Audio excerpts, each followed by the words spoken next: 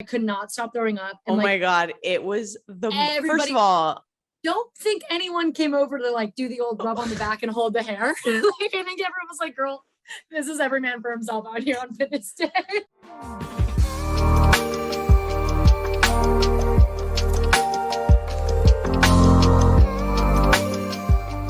We are here with God, just beyond my former teammate, Joe's former teammate, my best friend in the whole world. Just a godsend in many ways, but truly just one of our friends. Somebody could say just the name Morgan Stearns, and I think I would just light up. I do every time. Every time. So we, as you can see, are still struggling to get on going here in 2022. This is my light. Me and Joe are working on lighting. We're working on potting. Can I explain my appearance though? I feel sure. You get a quick 30 seconds to tell us why you look. So I literally, when I say that I had 3 sessions today, and I kid you not, I finished at the field at 6:45, and I somehow made it here. And Tina, I'm unsure if you know this, but I know Stearns, you know this. I have a bad case of Raynaud's syndrome. It's also pronounced, the proper name is Raynaud's, but it's bad. And when I say I first had to make sure that the heat was blasting on my fingers because they were all white. And then I had to switch the heat to my feet. So then my toes defrosted. So my left foot's defrosted. My right foot is still cold. Like my toes are white. So we're here, we made it, but that's why I look like I've seen a ghost, because it's so cold outside. I have no color in my face. I'll give you credit, to be fair. Pinch the cheeks. By yeah, we did a quick slap and she's ready to go. Watch back in there. All right. Well, let's get into it. Okay. Yeah. Mrs. Stearnsy here. Let me give a little, give her praise a little bit. Besides just being a great human being and someone that we love dearly, did start and play 4 years at the University of Virginia. Go Who's. Shout out record holder. I'd like to say I'm part of that. 100%. Big thing. It's a big 100%. record. But we all know about Stearnsy. She's a great player. She played professionally in Sweden, did all the things, lived the overseas life, came back. But that's not why we're here today. As much as we love you, Stearnsy, we're here to have some fun and talk about some different things. Let's just give some background here as to what the connection is, because I feel like we're all very integral to this trio right here. I just want to give people context to how this played out. So obviously, I will credit Joe and Morgan have known each other before. I knew Morgan, but like before they had a relationship before we had relationships. So they grew up in the youth. 11 years old, 12. Yeah. They've been, superstars since they were young. Were part of the national teams. And so they had a very, very strong relationship since a young age. In fact, Morgan was probably one of the only people to meet Parker Fenema, Joanna's husband, at like their first, I think it was like their first date. It was our our first homecoming. Right. So this is what is crazy about the soccer world, is that fast forward how many years later, literally like 10 plus, I end up going to Vanderbilt, transferred to Virginia. Morgan's obviously the goalie. I'm the left back. It's been a love story ever since. And then I end up coming to play with the Courage, go overseas, get a job, come back to Raleigh. No, not a soul. Literally, I don't know anyone in the area. And I'm 22 years old. Morgan goes, wow, you should see if Joe Boyles is around. Like, she's amazing. Basically, like, set us up on a friend date, call it. Yeah. And the energies just took off from there. And frankly, here we are. It's just kind of never stopped since then. In fact, now we're even going on lake trips. We're like kind of living the 20s. We're doing it. So welcome, Morgan. Thank you. We're so happy to have you. Yeah. Of course. We want to get into it. So there's a lot to get into. Joe, why don't you start us off to kind of get into the first topic we wanted to start with, which is... So this is kind of one of my favorite things. I give a little pre-story here. I woke up at 3 a.m. and I said, what? Tina said, brainstorm some ideas for the pod. I was sitting in bed and I go, you know what? What is our funniest fitness story in college. Oh, no. And Stearnsy, I know yours, and that's why it made me laugh. I can't know wait. yours, and that is why it made me laugh. So Oh, this is so unfair. I will pass the buck to you, Stearns, Okay. because I think it's good because hopefully I know we've got a lot of kind of youth listeners out there that are kind of going into college, and we all get nervous about fitness, and I think sometimes you just have to have a laugh about it. So here is the laugh to make fitness not some scary thing. So Stearnsy, the floor is yours to tell us your fitness Oh story. my God. Okay. All right. This is so mean to start on this, but I love it. I love it. I'm diving in. Yeah. So, okay. Also, like, should say goalkeepers, fitness, like, it's so important. You know what I mean? But I was never the More most agility fit. is the I Yeah, think agility like, is more important. I remember like one time we were on national camp and I like got like I don't even remember the score. I just I think you got over 20s. I know you're in the 20s. Oh, yeah. Yeah. You almost slipped, Joe. I know what you were gonna say. You almost slipped.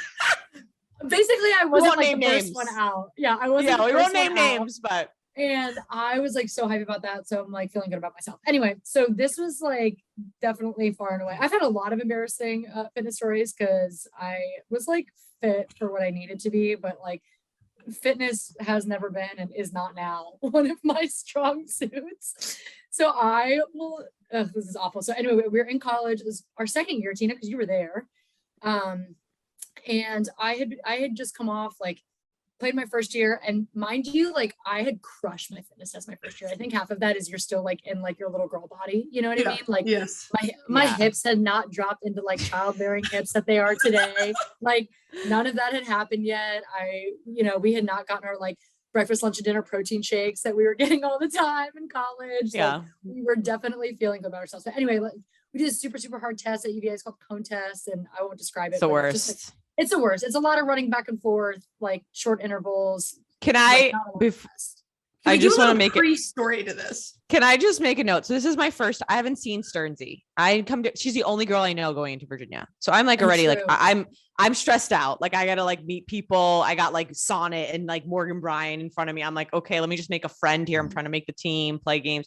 Like I'm on the team, but I'm trying to like start and play. And Stearnsy had a rough go because she had just gotten kicked off the U17 national team. No.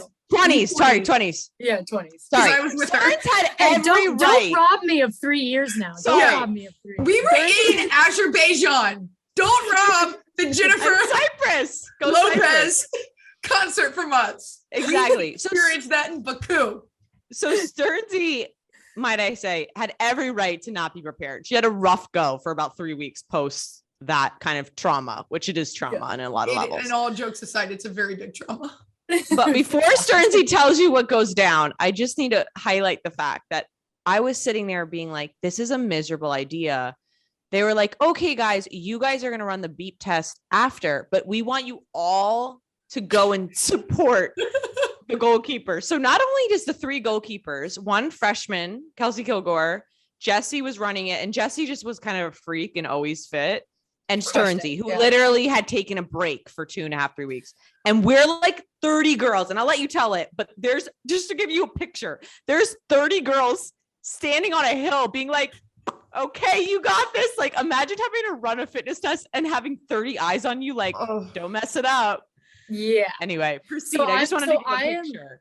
Well, I'm also coming in confident because I got like 9 out of 10 my first year. So I'm like, I got this. Which is like, an incredible score, to be honest. It's very, yeah, very like test. I was like, no big deal. Like I've been training, but so the national team has we were just doing a different fitness for the whole summer. So I was doing their set of fitness tests for like, literally from the time we like got out in December up until that August, like all 20 stuff pretty much the whole time.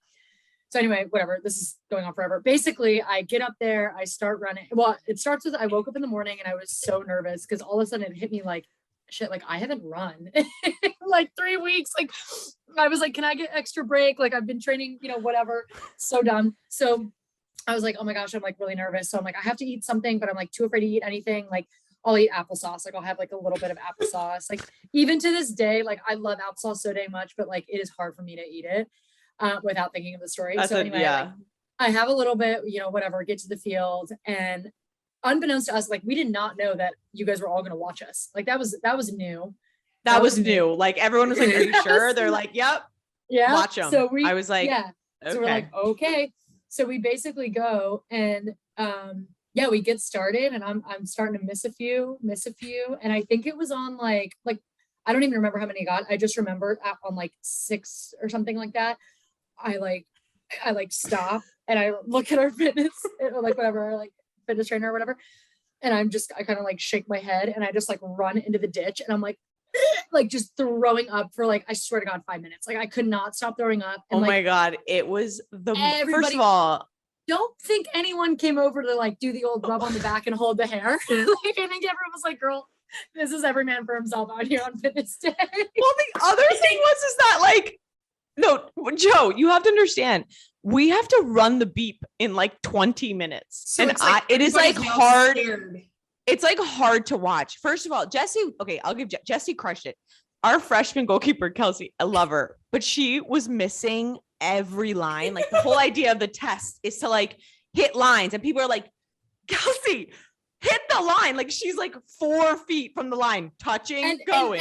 And in her defense, like it's hard because we weren't running on lines. We were just running on like open grass. So you can't tell, she's like first year, like she's trying to figure it out. Test. Yeah. And I'm next to her, like just vomiting like nonstop. I mean, Stearnsy, you may have lost 10 pounds that day. She vomited for like 6 minutes straight. But like, I didn't like, eat food. Like I was like, what am I even throwing up? I haven't eaten. Like is someone gonna help her? Like, Bill, are you gonna go over there? And like no one was touched. Like for 6 minutes, no one went to her. I'm like, Bill, are you gonna help her? She's literally vomiting. She brought up a good point. Like, unfortunately, fitness day is literally every person for themselves, and everyone's always like, we're clapping together. It's like, but it's like not. We're hitting scores, and it matters. Like It's the most. I mean, and we were a tight knit team too. So I'm not saying this like we're cutthroat, but like even as close as we were, like that's the day that maybe someone will like be the hero and come run the last like 3 runs with you on the beat. But like, spare me. Yeah, like, it's also interesting because I think about, and I'm assuming this is not how it was at UNC because you guys literally rated like whose right toe is longer than the others. But fair. I mean, seriously.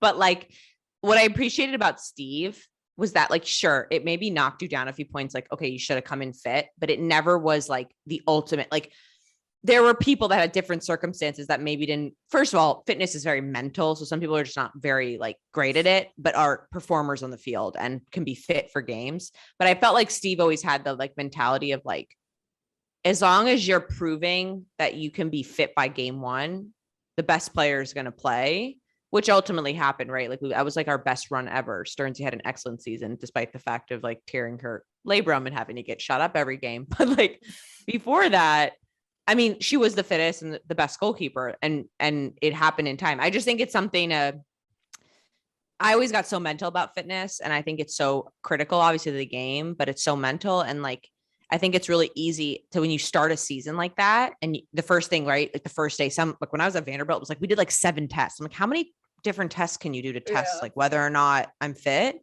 And I felt like it killed people's confidence. Cause like, if they didn't perform the way they wanted, they're like, I have no shot now.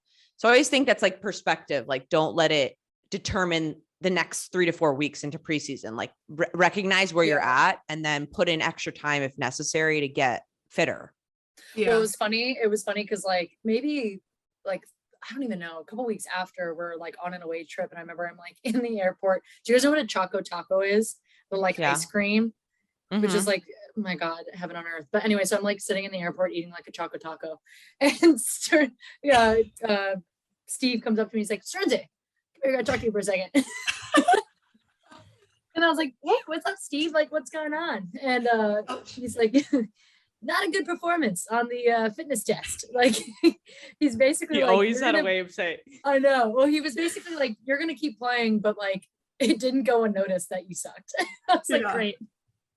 So anyway, it was a little salt in the wound, but definitely everyone's thrown up on a fitness test. Like, I don't think that's unique, but like it was the audience that really did me in. Can I be honest though? Like I was like sitting there and I'm like, you know what? I give this girl credit. Like you really, no.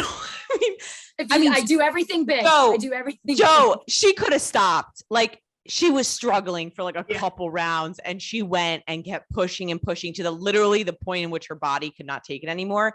And I'm like, at least like I can respect that, right? Like some people just give up. Like at least she gave it literally everything she could. But yeah, we wanted to start off with something funny. I know like the humor about it now. It was kind of like a joke for a while. You should ask Sana to tell that story. She loves that story. But I feel like we should get like each person's view from UVA on that team. Like I think we should pull the who's of that year and get everybody's like reenactment, recount, or whatever like of that. Their viewpoint, their POV, point of view of Morgan Stearns' POV. Oh God. POV. Well,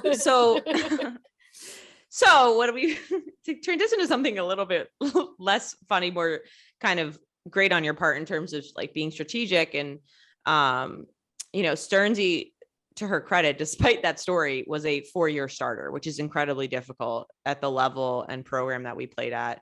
I mean, talk about an incredible career at Virginia, legendary, in fact. Talk a little bit about, I think goalkeeping for sure, you have to be strategic in this way, but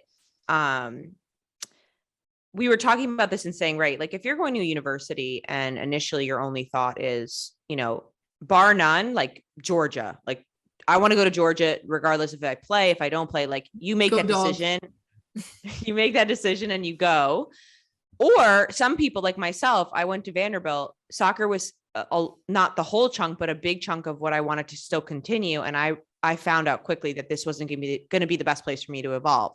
And I specifically picked Virginia because literally our second year that we lost the entire back line. And I was like, there's an opportunity. You're never guaranteed anything. So talk about kind of I know you have legacy at Virginia, but talk about how much that played a factor in terms of like how much you felt like fit mattered in regards to being a goalie, right? It's like the one position you literally never sub except if you're UNC. What went into that kind of situation and why did you end up picking UVA beyond just like loving the university? Was that something that played a factor? Yeah, totally. I mean, that's a good question because I think, to your point, you're not subbing. And even if you are UNC, it's not like they're subbing and going on the field. Like you're just subbing in and you're not playing for a half or 2 halves or whatever. There's 1 half in soccer. Y'all, it's been a minute since no worries. I've been on a soccer field. Anyway, so like it's totally something where you're like, I know that I am only going to be able to play in this one role. I can't just like have a breakout year and have an outstanding like showing and get moved into something else. Like this, it's this or you're not playing. And so for me, it was like I definitely wanted to be playing. Like I definitely looked at places that had like top goalkeepers who would have been there when I was like a freshman, and I made it a point to ask, like, if I come here, like, can I redshirt? Because I don't want to lose a year of eligibility.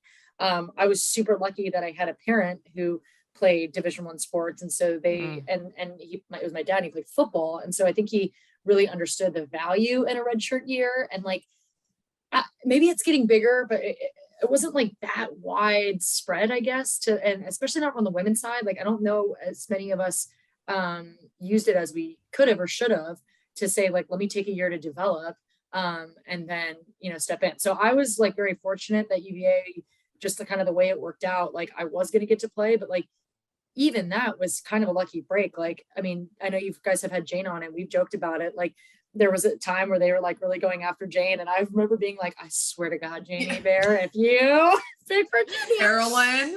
Yeah, it's like, Carolyn, don't you dare. But and obviously Stanford's not a bad place to land. So but that like worked out, like, and I think sometimes there's a little bit of that. And I was somebody who like wanted to go here my entire life, but like I still had to think about like, was it going to be a good fit? Am I actually going to get minutes here? Is it a style of play that suits me? Like, are we doing things off the field that are interesting to me? Like, I was also somebody who like, I mean, people who know me well know that like, I don't necessarily love the game of soccer as much as I love the team and competing and winning and going after championships with like people that I love. Like that was almost the bigger drive for me than just like soccer day in and day out. So I needed something like outside of that was going to like feed me and give me a little bit of like, I don't know, something to do and like work my brain a little bit. And so I think Virginia for me was like the perfect place for that. But like, I would certainly encourage, especially if you're like younger and you're listening to this, like as a goalkeeper, as anyone, but I think especially as a goalkeeper, like certainly look at like all of those factors as best you can when you're like 15, because I mean, I verbally committed when I was a sophomore in high school. Like what I thought was really important at 14, 15 years old was not necessarily what was important to me at like 21, 22, but I wanted to put myself in an environment where if shit hit the fan, like I was going to be in the best position to thrive in something other than being a goalie on a soccer team. I want to see your thoughts on this because it just sparks me in my head. I feel like what is both of yours? I've actually not talked to Joe about this, but image, how is it like image and how do you say it? Image, name, image and likeness. Name, image, and NIL. So NIL, because you guys both kind of image starts with an I. You sign an NLI to go to university, but it's NIL that we're making money off of. Yeah. Okay. Yeah. Anyway, that was not an issue or a factor. Right. When we were going to college. I'm going to actually go on a whim here and say that like at the universities that we went to, it actually could potentially be an opportunity today. Like, I don't think every women's soccer players got that opportunity, but I do think like if you have the brand of UNC behind you and you're a starter, if you're a starter, at Virginia and potentially in the U20s or U23s, I do think there's opportunity to make some money on the side, whether it's like coaching or going, whatever it may be. Do you think that would have played a factor potentially, especially for you, Joe, just because of, we've talked about this, but you obviously committed incredibly young, but you did like, you probably could have made money in high school, Joe, to be honest, like in terms of like people just, you having that kind of more known name in the youth cycle. Yeah. That's a really good question. I think within the community of Chapel Hill, possibly. So like, I think maybe like local brands that would be interested, like local Chapel Hill restaurants. I think like possibly being, I don't know. I think there are some girls actually at Chapel Hill that the restaurants have turned over quite a bit, but I think there's a couple restaurants in Chapel Hill that are connecting with women's soccer players. So I think that there would be definitely that opportunity. But at the time, you guys know, Stearnsy on a deeper level knows how psycho I was at that age. I really don't think it would have even mattered at that, when I was youth, because I literally I was psychotic when it came to soccer. So I don't think that would have come into play as heavily as I think the generation now, I think the generation now understands it. Whereas I don't think our group would have ever been able to comprehend it. Yeah. Well, that's what I was going to say. It's almost hard it's hard to answer that question because it's difficult to put yourself in the mindset of like social media being a thing when you're 15. You know what I mean? Like we're at this like really weird. It was like so new. I remember like, I mean, like, and we're pictures like were blurry, it is like so pictures new. are blurry. Instagram, the only thing that you could filter was like Valencia, like so and so. You could only like and it was like really only our friends from California. Do you remember like we would go out to Camp Joe and like everybody who lived in California had this thing called Instagram. Yeah, and we were like, what is that? Like, we gotta get Morgan. We gotta get on this. Yeah, we were like, what is this? And now it's like they all have it. They all have like much better like media literacy in a way that like we just didn't really have that. Like we did not know what was going on. But at the same time, like knowing now what I know, I think it would be, I don't know. I mean, I think it's definitely worth looking into. I mean, like you look at I don't know their names, I should, but the girls out of Baylor who, like Baylor was a good soccer team, but they put themselves on the map for being social media influencers. And I think there's nothing stopping other players today doing. Morgan Reed, I'll give her credit. Like she was like one of the first people to kind of like really do that. I mean, she's definitely she's doing well now, but like I can't even imagine the amount of money she could have made while at Duke. Tons of money. I mean, brands would have loved to partner with her. I just thought it was something interesting to bring up because like you said, right? Like there are people vlogging now their experience as a college women's soccer player or whatever sport. And people are attracted to that, right? They want to see them on YouTube or on TikTok or whatever it may be. And it's funny because like when we've been on like we have these long bus rides over here down in Columbus. And so like my test group, like my field study is like our girls. So like I'll go back and I'll like poll the girls. I'm like, okay, like I'll sit down and like, what intrigues you? Like we're on this bus right now. What are you watching? Like, are you on TikTok? Are you on Instagram? Like, are you on YouTube? And the amount of girls that actually say, one, TikTok, and two, they follow, they just watch these vlogs of these, and I'm like, they just watch vlogs. Yes. And I'm like, do I need a vlog? And they're like, yeah. And then I looked at some vlogs and I was like, I don't know if I can. It's a lot of work. I was telling you, a lot. We do a lot of social. I give us credit. We do a lot of social. We do a lot of TikTok. I don't think I could add that. It's a lot of work. Like, I mean, I can't do it as my full-time job currently, but like, it's a lot of work. So, well, and not everyone can do it. Like I remember I actually was listening to another podcast that I really love, and they made a really good point of like, not everyone can podcast. Like not everyone can vlog. Like it's such a accessible medium that it seems like anybody can step into it and just like crush it. But it's still entertainment, right? Like y'all have at least an it factor that people are wanting to listen. They're wanting to hear what you have to say. Like you're delivering it in a way that's like, we like to think so.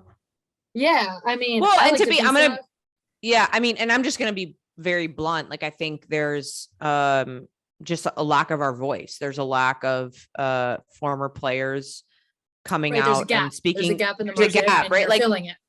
You know, and I appreciate all of the people covering the league and even internationally, but many of them don't have like we've lived it, right? And some of the girls we get on are people that currently play, some don't play anymore. And it's kind of more about bridging that gap and finding that voice because it's just so necessary. Like to your point about people liking vlogs, it's because you get like a very raw, like it's like, I think everyone thought like, oh, my video has to be like so special. And now it's like, no, you can literally pick up your iPhone and like kind of film poor like video and people are still attracted to watch it because they just want to see it like uncut. Yeah. So. Well, and that to me is like the biggest difference because I remember like when we were in college, we had like Varsity Monitor. And if you like posted something that wasn't perfect, somebody would come to you and say like, that's inappropriate. You need to take that down or, you know, and even if it was like not even that bad or something like that versus, so we kind of viewed social media as something to be like, scared of, I guess, not scared of, but you know what I mean? Like walk, you know, slowly. I understand what you're doing. And people should still do that. Like they should still be like thinking, don't go crazy for sure. But I think this notion that like you are, not only is it important, but it's like encouraged and rewarded with viewership and fans to like be an authentic version of yourself. Like I think it wasn't so much like that. I felt like it was a lot more like make sure you're getting media training and like putting this like very tailored version of yourself out there. Now having avenues to be like, oh, this is actually who I am. Like I'm not that different from the person you're meeting, but like I'm not that buttoned up. Like I'm more accepted. Whatever. It's more accepted. Like, you know, you come out and you say, like Joanna's talked about it, like the depression of going through a very difficult injury and all of the turbulence that happens with that. 7 years ago, like I talked to Joanna even about this, like I think like going through her first surgery to her fourth, we talked about this last podcast, like totally different worlds almost in the sense of like she can be more open with her feelings, she can be more open about her struggle, and no one's like, you need to buck up because everyone else is like, yeah, I know what you went through, it sucks, and it's okay to feel like that. So definitely more widely accepted, I think. Yeah, generally. And I just think you know the world continues to grow. I know that sounds like kind of cliche, but I think the world it's true. Grow. Okay, so switching gears a little bit, Stearnsy, I wasn't in the UVA locker room, but I was in some other locker rooms with you. There's some drama in the locker room at points, right? Yeah. My question to you, and I know you're going to eloquently put this, is how does that leader in the locker room handle that kind of locker room drama where a coach really can't step in and be like, Susie, you like went out with whoever's boyfriend, like how do you deal with the drama and the girl drama in a locker room? Because when you get 25 plus females, all that some of which are in relationships, like just to be honest, you see like every single day and night for so long, how does a locker room handle itself within those walls without the coaches. Yeah. Oh my God. Yeah. Especially when you have male coaches, like we did. Especially when you have male coaches. Yeah. I sometimes like, I mean, obviously I think like, I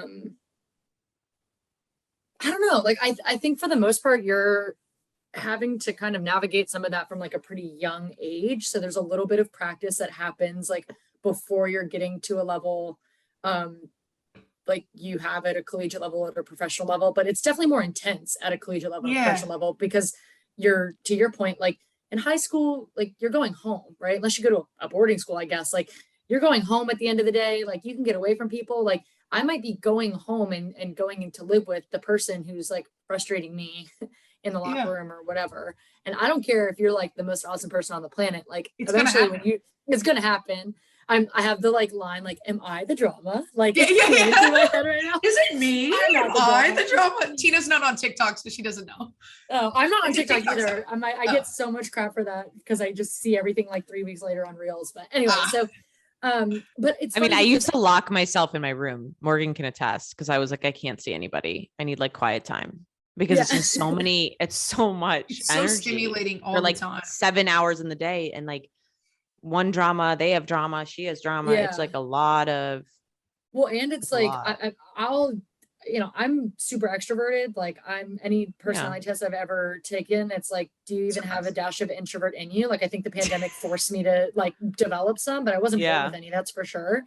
So like to me, I'm like, I can handle that a lot better than I like feel for a lot of our introverted teammates that like it's not like they're shy. It's just that like being around people that much is like really draining, and then it's class is draining, and you know, life outside of school is, or you know, soccer is draining, and soccer is draining, like all these things, like, you know, you need to recharge. But to me, I actually think that ends up being like one of the most valuable life lessons that you pull out of athletics. Like, you know, I joke a little bit, like, you know, you get in front of an interview when you're done playing, and it's like, you know, teamwork and time management, you know, that kind of a thing. And those two things are really important. So I don't mean to like mock them, but I'm just saying like there are so many other things that you pull out of an experience, like especially collegiate experience, you know, athletic experience in college, I should say. And like having that practice, I think, is like in some ways what makes it really valuable.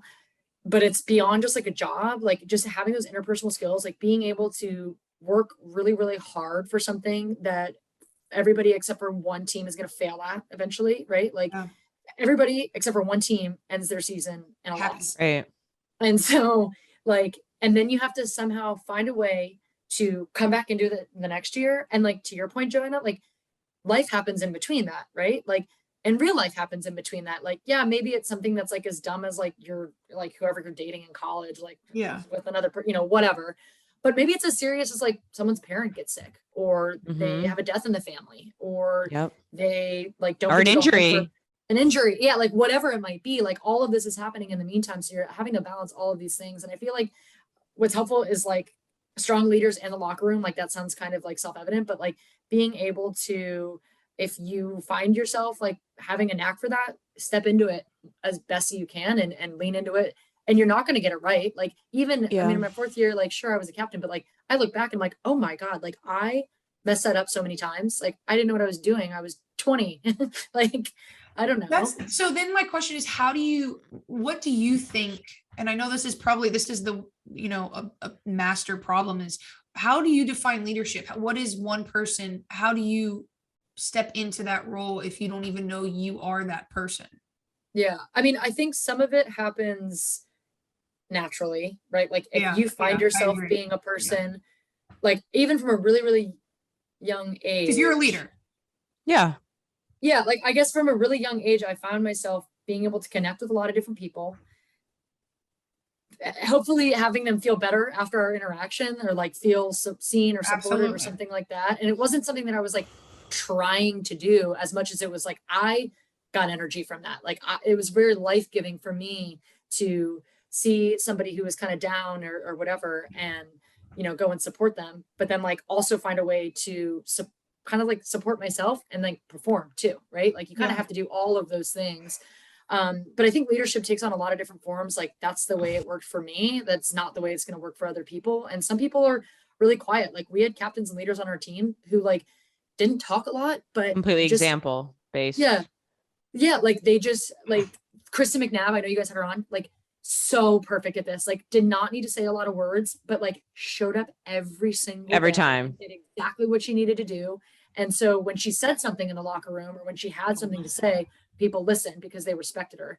To me, like truly anybody can be a leader. I don't think everybody is. I think everybody can be at certain points. And there's different ways to lead is right. kind of, I think, your point. And I was thinking about this today because obviously we knew we were going to ask you this. And, you know, our 4th year, I think it taught me a lot that you can't interject experience. And what I mean by that is that when we went to the national championship our 2nd year, it's kind of like reminds me of like, you know, when like football teams meet they've seen it on these like documentaries, they meet at the end of the year for their final meeting and they're like, listen, like this will never be the same team again. Right. People are going to leave and go. And I think sometimes you forget to kind of set that standard in your head when you're in college. Like it's the same concept. And I remember our 4th year, we had freshmen that never had the experience that we had our 2nd year. So they didn't value culture as deeply as we did because we felt like that was the blueprint. We just need to follow the blueprint and we're going to be successful. And so we had off the field issues, whatever it may be. And at the time, I'll be honest, I was angry. I was like, why aren't you getting this? But then you have to like step back. And as you get older, you start to realize that like people just, when you lack experience, you're more susceptible to make those mistakes because you don't know any better. Not to make excuses for people, but I do think that like, you know, we had great environments at sometimes and then poorer ones at others. And it's just about like trying to find, you know, and I give Morgan a lot of credit because as a captain our senior year, there was we had a lot of things happen that that weren't on the field that were challenging. And I can speak, you know, in terms of Virginia specifically, Steve holds culture to the highest degree and he holds captains largely accountable. And it's kind of like either figure it out or we're just going to blame. You know what I mean? Like Morgan took a lot of the brunt of conversation when things didn't go right. I did want to bring up a short story because I think it speaks to who you are as a human. And I think it's important. Talking about leaders, Joe, because I also feel like you're a great leader. And I know that actually. My junior year, we played Rutgers in the Elite Eight at home. Obviously, we were higher ranked, supposed to win the game. Great team. We had Emily Sonnet, Mackenzie Doniak was like still the leading scorer in the country. We go into double overtime. It's like we go to penalty kicks. Tina, I know when to volunteer. It just wasn't my forte, and I was the 8th kicker, and a lot of things went into it. But anyway, we get to the 8th kick. I basically have to make the kick to kind of keep us in, or if I miss it, we're out. Skip forward. Casey Murphy saved my shot. And let's just say Morgan knows me well. I'm very emotional. And I mean, talk about your heart just dropping to like your stomach. I mean, I literally fell to my knees because I was like, I felt responsible. You know, there's a lot of things that go into it. I mean, hindsight is whatever. And we joke about it a little because there's this picture of Morgan. The first thing she did was run to me and just embrace me. And I needed that. I needed someone to pick me up and say, don't let this define you. You're going to stand up right now. You're going to walk off this field with pride and you're not going to allow this one moment to define you. We joke because there's this really big, funny picture of me like crying and Morgan's like striking a pose. She looks very good to be fair, but like we joked about it after, like, were you posing for the camera? But, I just think it speaks a lot to you. Just to be clear, no, I was not posting. I know. To be fair, she was the closest to me, so it wasn't like she ran from like 90 yards. I mean, I think there was thought behind it. Because I would to defend myself here, to bring my fitness back into this, I had to sprint across the field. Yeah. And I just think it speaks a lot. Like when you're talking about like different types of leaders, I think just to know in that moment, like she's also crushed, right? We just lost. We were supposed to go to the Final Four. She's also feeling the same emotions. And for her first thought to be, let me pick up my friend and my teammate. Yeah. I just think that speaks to like your character and the leader you are. I don't think that's Morgan. But I don't think that's taught necessarily. Like, that's my point. I think that some of it is just. I had been there before. I think that's what I was going to say too. Like, when you're feeling responsible, a year before, like I literally goofed a kick and got scored on, and that was it. And that was in the national championship. So I think sometimes too, like Experience people, empathy. yeah, and you have to be differently. willing to be vulnerable. Like I Yep. sound like a Bachelor episode now, but you have to be willing to, and this is just like in anything, like forget soccer for a minute, right? Like you have got to be willing to get crushed, or else what are you doing in life? Like just floating Exactly. through in the middle, like what is even the point of that? Like I would much rather get crushed over and over and develop like the deepest, most meaningful relationships, people that I can count on. And like when I die, it was like, oh, worth it. You know, Yeah. that sounds so dire, but you know what I mean? Like that to me is so much more important than like, you know, I'm making every right step. I'm making every right move. Like people are always thinking high, like fondly of me. And I think when you do that and you're constantly like giving your most authentic version of yourself and putting yourself out there, like even when you do totally mess up and make an idiot of yourself, like not Yeah. you didn't do that to you, but you know what I mean? Like I've done that and you're like, dang, like everyone saw that. That's so embarrassing, or that's so crushing, or you know, whatever. Like at least you can say like you did it to your fullest extent, and you've got people around you who are there to pick you up. So anyway, I don't think there was anything noble that I did. I think I had just been there and felt it, and it is so painful. And I was like, I needed someone to grab me. Yeah. You don't even think about it. We've loved this, and we've loved having you on. Really quickly, in a short, could you just tell us like how are you doing? You know, I think it's important to just highlight like how are you doing in your life? Do you feel like things are going positively for you? And yeah, what are you up to right What now? are you doing in your wash up life? Oh my gosh. Well, first off, I have my wash up t-shirt on, which I love, my merch. I'm listening to you all and getting inspired like every day by, you know, people who are coming on here and talking about this, but I'm fine. You know, like, I think it's one of those things I've talked to, a couple people about this lately. Like, I think when you spend so much of your young life, like so focused on something, and it runs its course, like it wasn't a failure, it was a great success, but like it runs its course, and that's going to happen for everybody at some point.